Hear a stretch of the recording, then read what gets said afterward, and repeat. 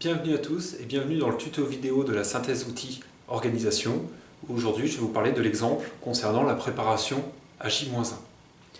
Donc l'idée, ça va être de définir une tâche à anticiper, de réunir les collaborateurs concernés et de leur faire part de la mise en place d'un outil, de mettre en place l'outil de manière concrète, de faire un suivi régulier de cet outil et de faire un bilan annuel pour voir si cette méthode peut aller plus loin ou non. Donc je vais vous prendre l'exemple d'une petite structure. J'ai pris un menuisier donc je suis le gérant d'une entreprise de menuiserie, j'ai un chargé d'affaires, j'ai deux équipes de pause. Le problème, c'est qu'aujourd'hui, j'ai beaucoup de chantiers et c'est compliqué d'assister à toutes les réunions de chantier. Souvent, j'ai pas les bons éléments, on me pose des questions, j'en sais rien, j'ai pas suivi les dossiers, il y a une partie des dossiers, c'est mon chargé d'affaires qui s'en occupe. J'ai décidé de ne plus m'occuper de la partie technique parce que j'ai besoin commercialement d'aller chercher des marchés et donc je laisse la place à mon chargé d'affaires et c'est lui qui gérera toutes les réunions de chantier. Pour ça, je veux mettre en place une organisation particulière pour éviter d'avoir des manquements et vraiment pour optimiser la rentabilité de ces interventions lors des réunions. Pour ça, définir une tâche à anticiper, c'est facile, c'est celle-là. La tâche anticipée, c'est la réunion de chantier. Comment optimiser une réunion de chantier et éviter d'y aller pour rien et de perdre du temps et donc de l'argent, un déplacement pour avoir très peu d'informations et pour distribuer très peu d'informations. Les collaborateurs concernés, donc c'est mon chargé d'affaires qui va s'occuper de ça. On va mettre en place un outil qui va être une sorte de checklist dans laquelle on va pouvoir valider tous les éléments qu'il aura besoin pour aller à cette réunion et qui lui permettra d'anticiper cette réunion et donc d'avoir tous les éléments, de répondre à toutes les questions et d'avoir tous les éléments à jour. Mise en place de l'outil, l'outil se présente sous forme de tableau. Alors on peut faire une fiche autocontrôle, on peut faire un tableau, on peut faire un truc un peu plus sympa, peu importe, l'outil n'est pas important, ce qui est important c'est la liste qui est à l'intérieur.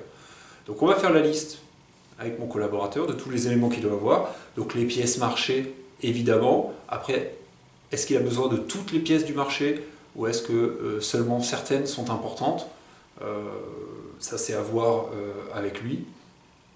Les pièces graphiques, très importantes, les plans à jour évidemment, des carnets de détails s'il y en a ou plus en fonction du marché, des documentations techniques. Ça peut être intéressant d'avoir des extraits de DTU sur des passages importants, notamment sur des interfaces qui ont été anticipées dès la phase chiffrage. On sait qu'on va avoir une problématique entre tel et tel intervenant. C'est bien éventuellement d'avoir l'extrait du DTU correspondant.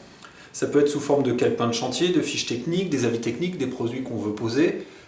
Ça peut être intéressant d'avoir ces éléments-là directement dans le dossier. Il existe beaucoup de guides et de ressources documentaires au sein de la Fédération du bâtiment.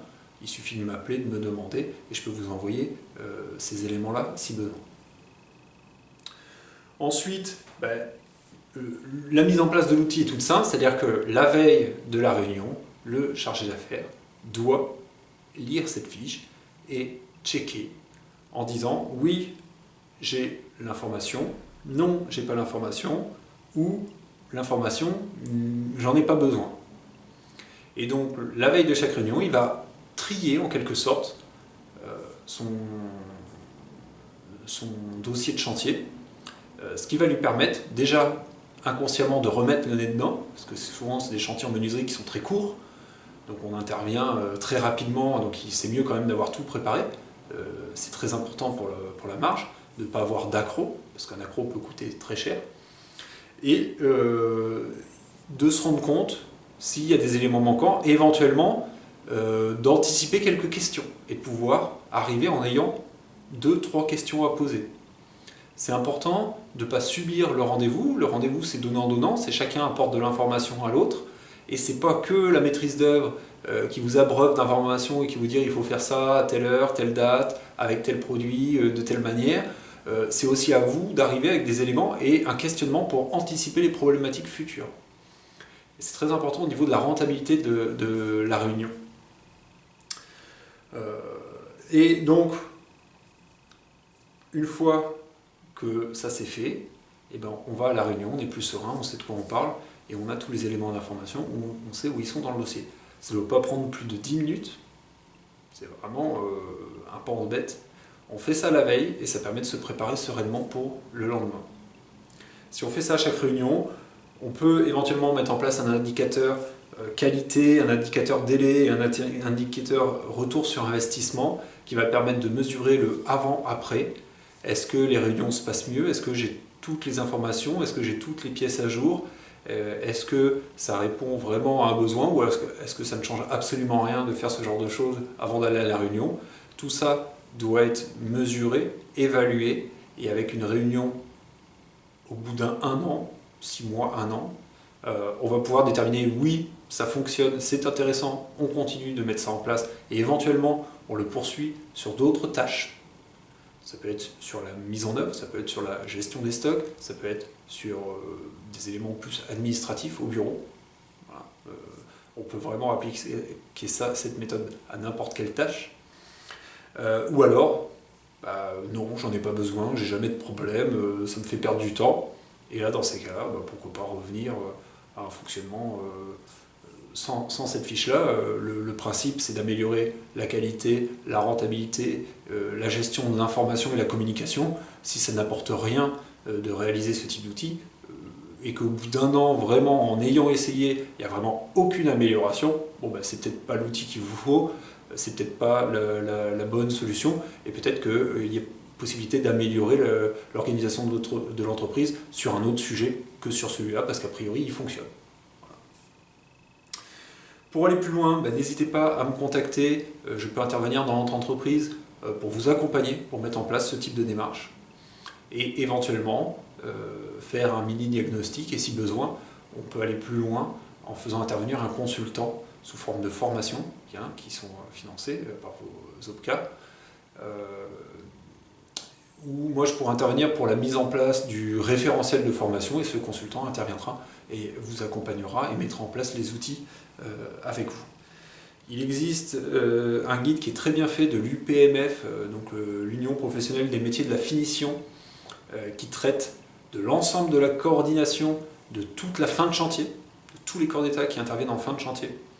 Donc il est dans le document, vous pouvez le télécharger. J'ai réalisé dans toutes les formations sur lesquelles j'interviens, au niveau de la gestion des interfaces de chantier, on fait un exercice sur les bonnes conditions d'intervention, la validation des supports, l'autocontrôle et la réception. Et cet exercice, à chaque fois, je récupère l'information et je fais une synthèse sous forme de tableau. Et ce tableau existe, il est disponible et il permet de mettre en évidence tous les points sensibles liés à la gestion des interfaces de chantier par corps d'État. Donc ça peut être très intéressant d'aller les récupérer pour savoir quels sont les points clés qu'il faut contrôler dès la phase préparation de chantier pour les bonnes conditions d'intervention, dès la phase chantier pour la validation des supports, c'est-à-dire avant d'intervenir, la phase autocontrôle avant de partir du chantier et la phase réception ensuite avec le client pour tout ce qui est SAV, parfait achèvement, entretien et maintenance, et notamment pour réaliser son devoir de conseil. Les clés de la réussite, l'implication de la direction, l'association des collaborateurs en amont de la démarche, la pédagogie, l'autonomie, la rigueur. C'est un exemple parmi d'autres, il est possible de l'appliquer à tout un tas de tâches.